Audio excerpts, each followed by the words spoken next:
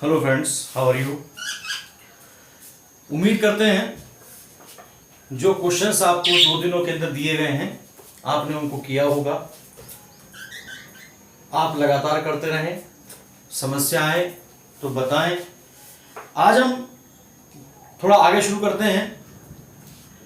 Question number है 1.14।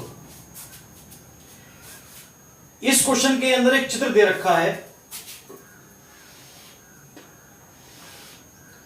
ऊपर की प्लेट पॉजिटिव, नीचे की प्लेट नेगेटिव दे रखी है। 3 इसके अंदर रेखाएं दे रखी हैं। इसको फर्स्ट कहा,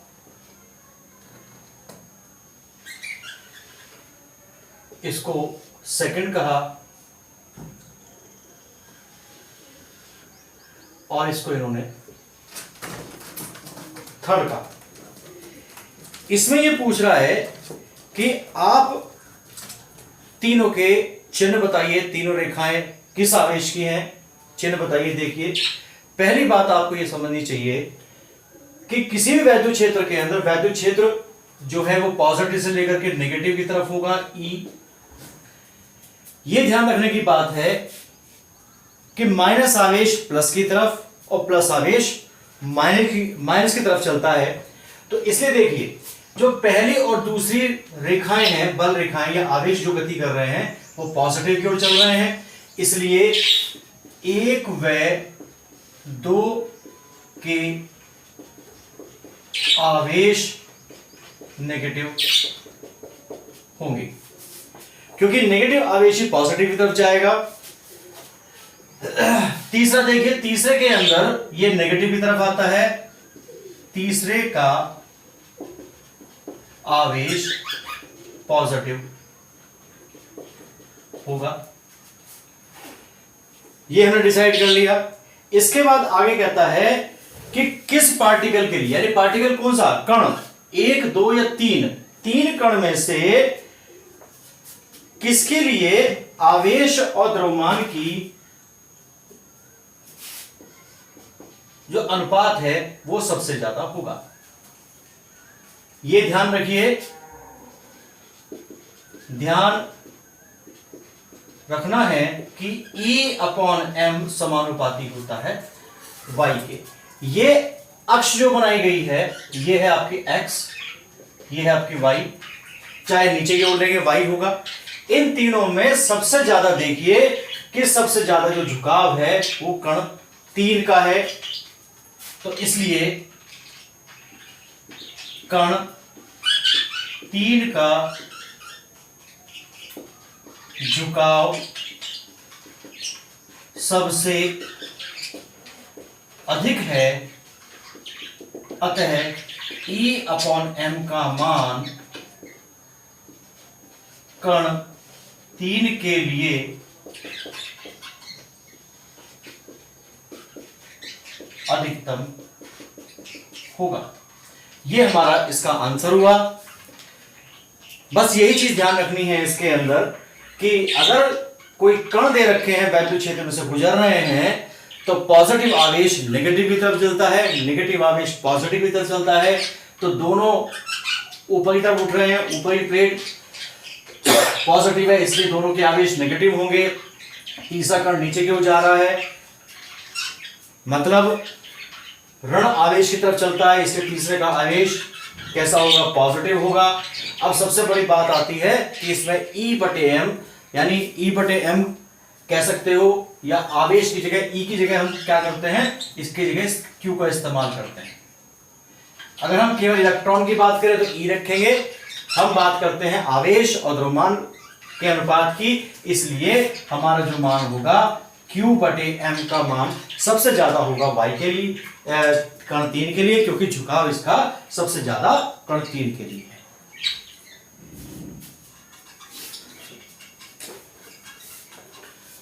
अब नेक्स्ट क्वेश्चन पे आते हैं। Question number 1.15।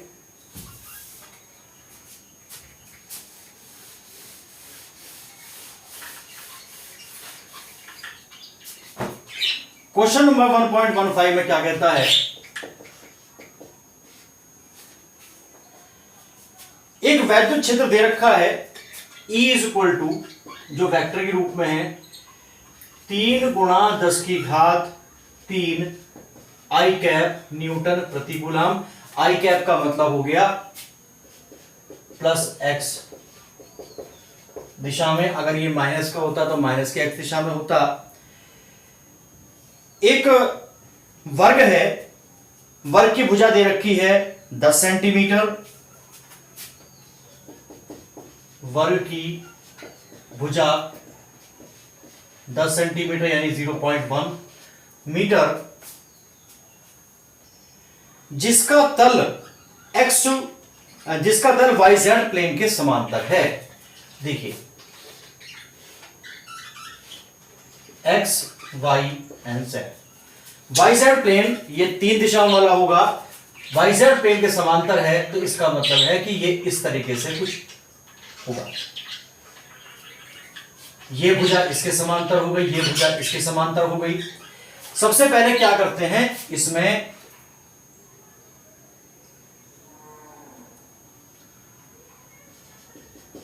वर्ग का क्षेत्रफल A बराबर भुजा का वर्ग यानी 0.1 इंटू 0.1 0.01 मीटर स्क्वायर ए आ गया। चूंकि वेक्टर रूप में दे रखा है इसलिए ये भी वेक्टर रूप में होना चाहिए। वैद्युत क्षेत्र की जो दिशा है इस दिशा में है, ई वेक्टर। अब जो क्षेत्रफल वेक्टर लिया जाएगा उस तल पर खींचे गए लंब से लिया जाएगा। लंब देखिए, लंब हो गया आपका इस दिशा में, ये हो गया वेक्टर ए। तो हम क्या कह सकते हैं, क्षेत्रफल वेक्टर ए बराबर 0.01 आई cap metre square.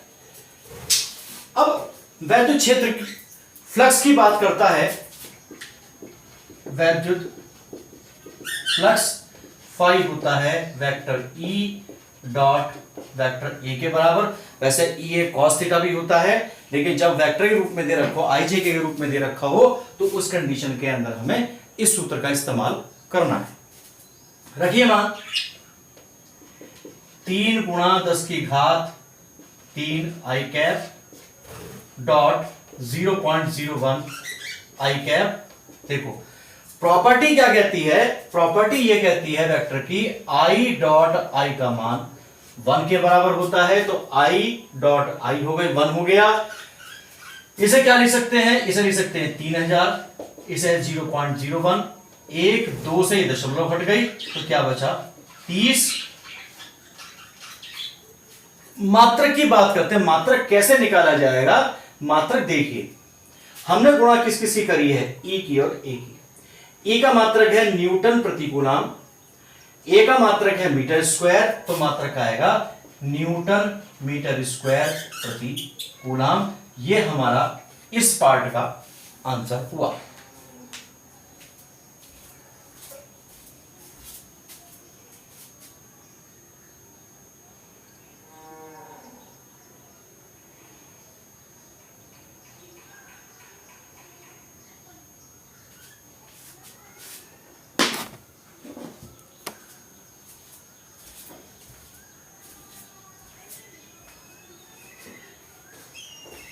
Now dear friends, come to the next question 1.16। Daily question करने हैं, 3-3 4-4 क्वेश्चन करवा रहे हैं जिससे आपको प्रॉब्लम ना हो। इकट्ठे क्वेश्चन को कराने में आपको प्रॉब्लम हो सकती है, लेकिन अगर हम धीरे धीरे करके 3-3 4-4 क्वेश्चन डेली करेंगे तो आसानी से हो सकते हैं, उनकी अंडरस्टैंडिंग हो सकती है, कोई समस्या आए तो वो भी सॉल्व हो सकती है। 1.16 की जब हम बात करते हैं तो इसमें जो रेफरेंस लिया गया है वो लिया गया है पिछले वाले क्वेश्चन से, यानी कि वैद्युत क्षेत्र जो दे रखा है वो 3 गुणा 10 की घात 3 आई कैप न्यूटन प्रति कूलम है। और ये कहता है कि जो घन है, घन की भुजा दे रखी है 20 सेंटीमीटर यानी 0.2 मीटर की दे रखी है। अब क्या कहता है कि इस घन को इस तरीके से रखा गया है कि ये निर्देश तल के समांतर रहे, मतलब ये हमारा x, y एंड z है। अब की बार रखा गया घन के और वैद्युत क्षेत्र की दिशा है ये, घन हो गया आपका इस प्रकार का।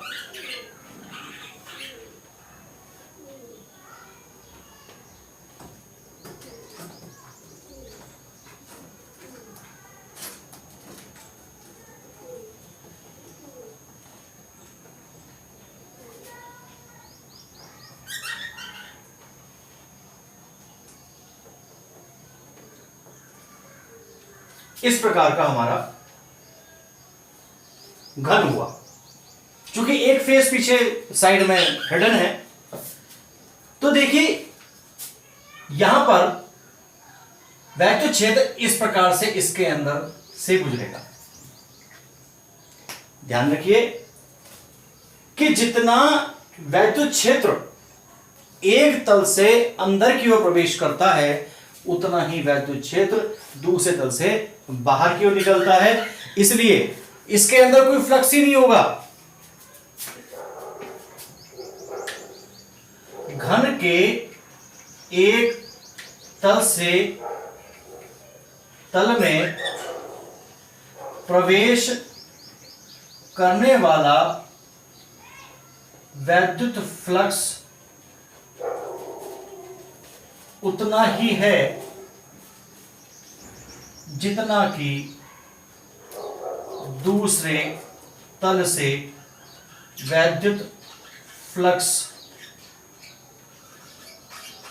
बाहर निकलता है। अतः फाई का मान 0।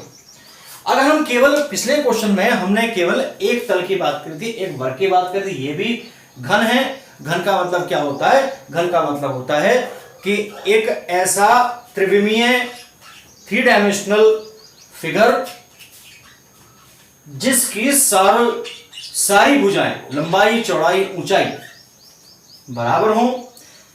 इसके अंदर घन बनाने के लिए हमको 6 पृष्ठों की आवश्यकता पड़ेगी। 1 2 3 4 और एक 5 और एक इसके पीछे 6, और सभी के सभी कैसे होंगे? वर्ग होंगे। अगर हम केवल एक वर्ग की बात करें तो पिछला क्वेश्चन आ जाता है जिसमें हमने वैद्युत फ्लक्स निकाला था। लेकिन अगर हम बात करते हैं पूरे घन की, तो जितना चुंबकीय वैद्युत फ्लक्स अंदर जाएगा उतना ही वैद्युत फ्लक्स बाहर आएगा। इसलिए जो कुल फ्लक्स होगा उसका मान 0। बहुत ज्यादा लंबी कैलकुलेशन इसके अंदर नहीं है।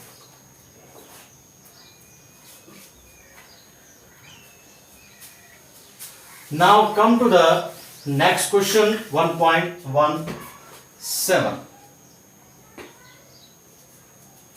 1.17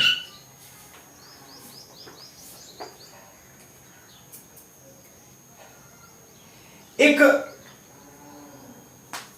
बॉक्स है जिसमें से गुजरने वाला, बाहर निकलने वाला जो वैद्युत फ्लक्स है उसका मान दे रखा है, फाई दे रखा है 8 गुणा 10⁻³ न्यूटन मीटर स्क्वायर प्रति कूलम। और ये क्या कहता है? बाहर निकलने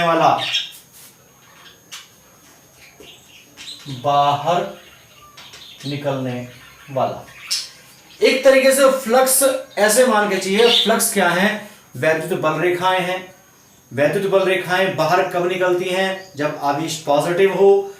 वैद्युत बल रेखाएं अंदर की तरफ कब होती हैं? जब आवेश नेगेटिव होता है। तो इसका मतलब बाहर निकल रहा है, अर्थात आवेश पॉजिटिव होगा। आवेश जो है वो पॉजिटिव लिया जाएगा। तो पहले पार्ट में कहता है कि इसके अंदर कितना आवेश है। आवेश देखिए आपको दे रखा है क्यू निकालना है, इसमें आपको फाई दे रखा है, चूंकि आपको पता होना चाहिए फाई बराबर होता है क्यू अपॉन एप्सिलॉन जीरो के, तो क्यू हो गया फाई गुणा एप्सिलॉन जीरो। 8 गुणा 10 की घात 3 गुणा इसकी वैल्यू होती है 8.85 10 पावर माइनस के 12।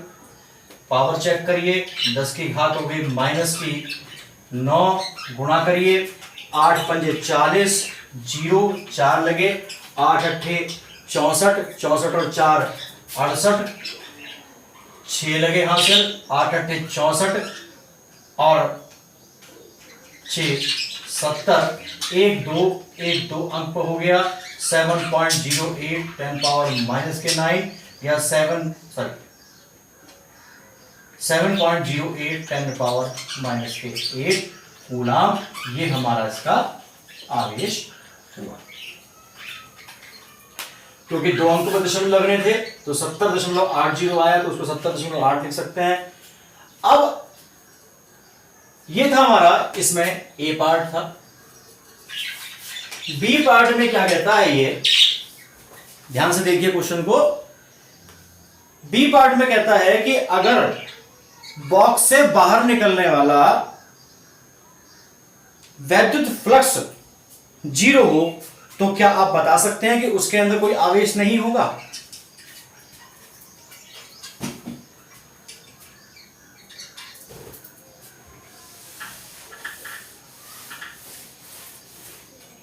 पहले हमने क्या कर रखा है, पहले हमने पॉजिटिव आवेश ले लिया। यदि बॉक्स से निकलने वाला वैद्युत फ्लक्स 0 है तो इसका अर्थ है कि बॉक्स के भीतर उतनी ही मात्रा का नेगेटिव आवेश होगा जिसके कारण कुल आवेश 0 हो जाएगा। अतः निकलने वाला वैद्युत फ्लक्स बराबर 0। आप इसी क्वेश्चन की बात आप कर रहे हैं। उसमें कहता है कि अंदर आवेश 0 है या नहीं है, लेकिन फ्लक्स बाहर नहीं निकल रहा।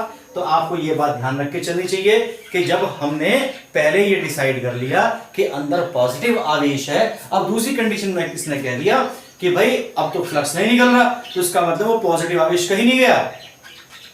अब उतनी ही मात्रा में जितना पहला आवेश था उतनी ही मात्रा में नेगेटिव आवेश उस बॉक्स के अंदर रख दिया गया, जिससे पॉजिटिव और नेगेटिव मिलकर के 0 हो गए। 0 हो गए तो निकलने वाला वैद्युत फ्लक्स का मान 0 हो गया। ये बात आपको ध्यान रख के चलनी चाहिए। धीरे धीरे आप समझ जाएंगे। जो प्रॉब्लम है आप उसको डिस्कस करते रहिए, आपकी समस्या का निवारण होगा।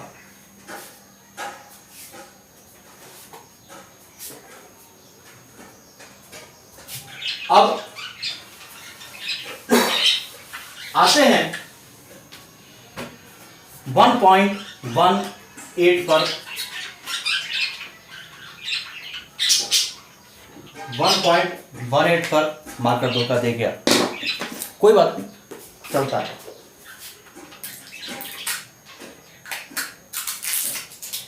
एक चित्र दिया हुआ है, ये वर्ग की आकृति है। हर एक भुजा इसकी 10 सेंटीमीटर है और इसके केंद्र से लेकर के ऊपर यहां पर 5 सेंटीमीटर ऊंचाई है, जहां एक बिंदु है। जो इस बिंदु पर जो आवेश है Q का मान दे रखा है +10 माइक्रो कूलाम। या 10 गुणा 10 की घात -6 कूलाम, 10 की घात -5 कूलाम भी इसको लिखा जा सकता है। यह कहता है कि निकलने वाला जो वैद्युत फ्लक्स है वो इस वर्ग से कितना होगा। पहली बात आप ये समझ के चलिए कि जो गॉस की प्रमेय लगती है वो होती है बंद पृष्ठ के लिए। अगर हम कल्पना करें कुछ इस तरीके से कि यहां पर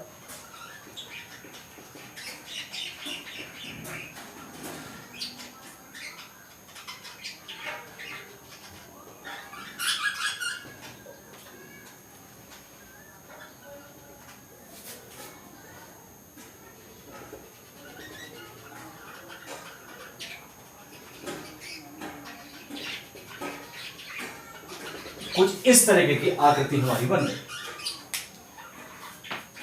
तो हमने क्या माना, कल्पना की एक घन की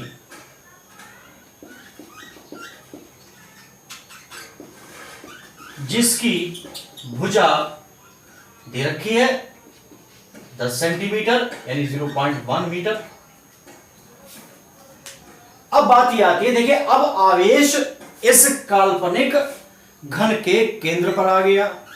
अब निकलने वाला जो फ्लक्स होगा वो 6 के 6 पृष्ठों से निकले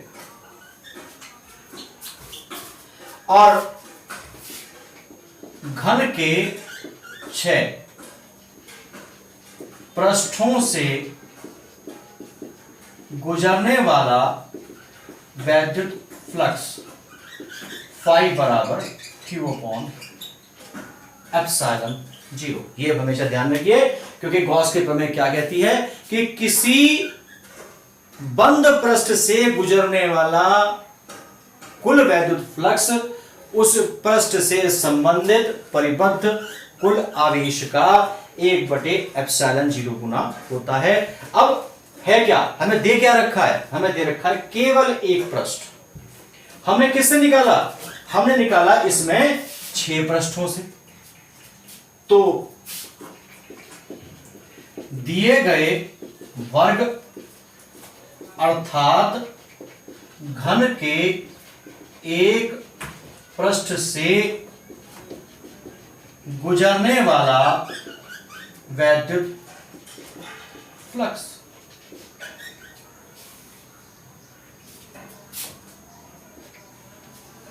छह पृष्ठों से गुजरता है Q/ε0।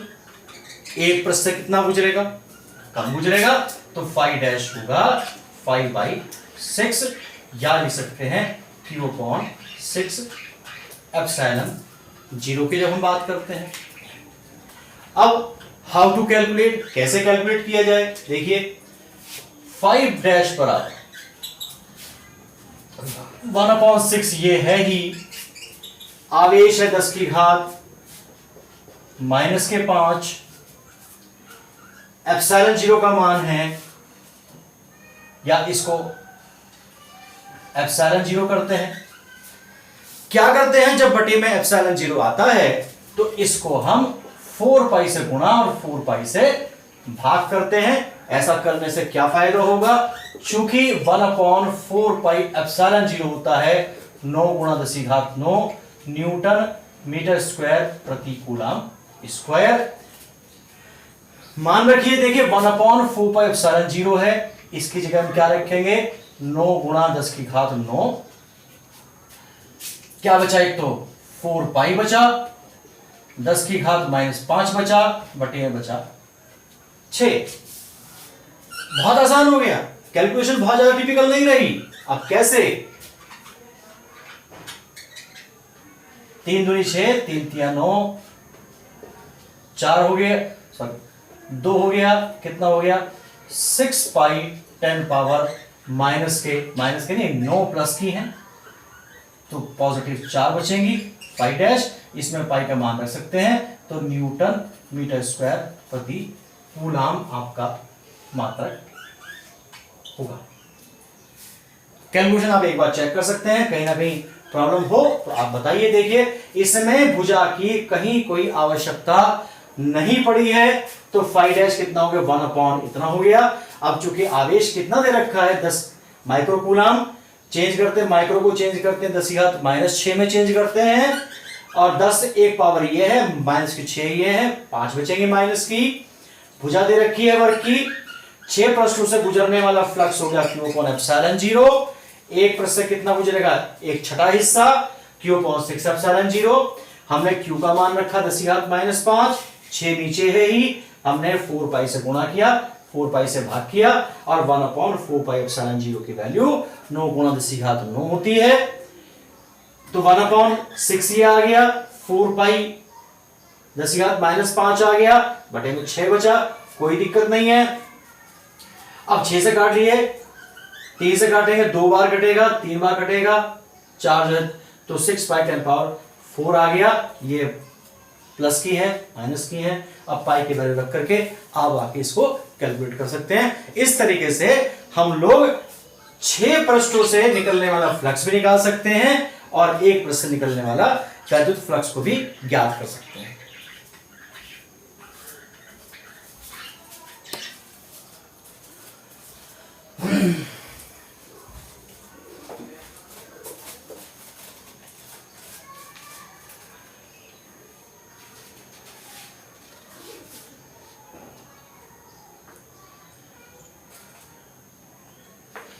एक लास्ट क्वेश्चन लेके चलते हैं फिलहाल आज के लिए, 1.19।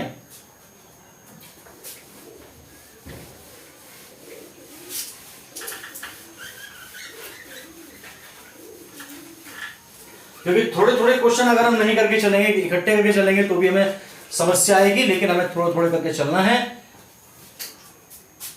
1.19 ये क्या कहता है कि एक बिंदु आवेश है जो कि घनाकार गॉसियन पृष्ठ जिसकी भुजा 9 सेंटीमीटर है के केंद्र पर रखा है। निकलने वाला वैद्युत फ्लक्स ज्ञात करना है। आवेश है Q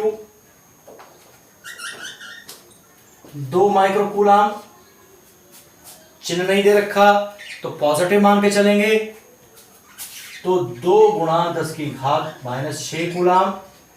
एक काल्पनिक गॉसियन घन है जिसकी भुजा दे रखी है 9 सेंटीमीटर।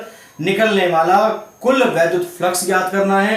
पहले क्वेश्चन के अंदर हमें उसमें पृष्ठ दे रखा था, यानी वर्गाकार दे रखा था, जिससे हमने काल्पनिक घन की कल्पना की थी। लेकिन अब की बार क्या कहता है, ये कहता है घन के केंद्र पर रखा है। अब पूरा का पूरा निकालना है, तो आप देखिए भुजा, घन की भुजा बराबर 9 सेंटीमीटर, और गॉस के प्रमेय के आधार पर आपको पता है वैल्यू होती है Q/ε0।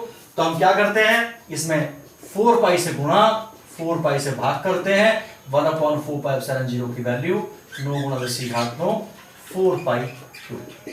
सिंपल सी बात है, 9 × 10⁹ 4 पाई Q का मान है 2 × 10⁻⁶। करिए यार, 2 ये है, 2 चौक 8, 9 8 72, 72 पाई 10⁻⁹ 9 प्लस की है, 6 माइनस की है, 3 बचेगी। मात्रक होगा न्यूटन मीटर स्क्वायर प्रति कूलम। और इसमें ध्यान रखिए, आपको इसके अंदर पाई की वैल्यू रख करके इसे कैलकुलेट करना है, और जब आपका आंसर आ जाएगा तो आपका क्वेश्चन जो है कंप्लीट हो जाएगा। आज हमने इसमें लगभग 6 क्वेश्चंस किए हैं। स्टार्टिंग में 4 किए थे, कल हमने 5 किए थे, आज हमने भी 5 या 6 क्वेश्चन हमने किए हैं। तो धीरे धीरे करके कंटेंट, चैप्टर कंटेंट बढ़ता जा रहा है, और लगभग चैप्टर जो है एंडिंग पर है। इसलिए थोड़ा थोड़ा तैयार करिए, इस चीज को सबको आपको कॉपी में नोट करना है, क्योंकि आगे जाकर के कितना समय मिलता है कुछ नहीं कहा जा सकता है। तो इसके लिए आप लोग हमेशा फिजिकली और मेंटली दोनों तरीके से तैयार रहें, जिससे हमें और आपको काम करने की क्षमता और मेंटली सपोर्ट मिलती रहे। तो अगर आपको ये क्वेश्चंस कराया हुआ मेथड पसंद आया हो तो आप इस चैनल को लाइक करिए, सब्सक्राइब करिए, जिससे और बेहतर वीडियो बनाने के लिए मुझे हौसला मिले। Thank you for watching.